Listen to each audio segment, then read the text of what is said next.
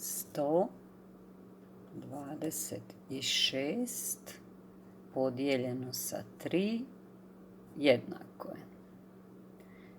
1/100 dijeljeno 3 ne može jer je 1 manje od 3. Zato ćemo stotice pretvoriti u desetice. 1/100 ima 10 desetica. Pa ćemo dijeliti 12, to je 12 desetica, dijeljeno 3, jednako je 4 desetice.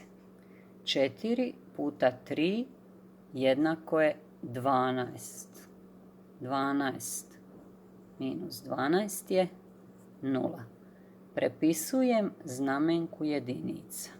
6 jedinica dijeljeno 3 je 2. 2 puta 3 je 6. I 6 minus 6 je 0. Da bi bilo jasnije, ponovit ću još jednom ovaj postupak bez tablice mjesnih vrijednosti. 126 dijeljeno 3 jednako je. 1 dijeljeno 3 ne može, jer je 1 manji od 3.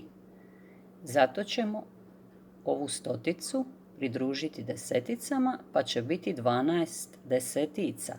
12 dijeljeno 3 je 4. 4 puta 3 je 12. 12 minus 12 je 0. Prepisujem znamenku jedinica. 6 dijeljeno 3 je 2. 2 puta 3 je 6. I 6 minus 6 je 0.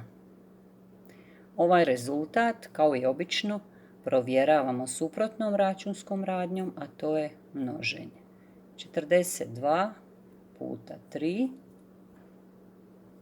povlačim crtu za pisano množenje, 3 puta 2 je 6 i 3 puta 4 je 12.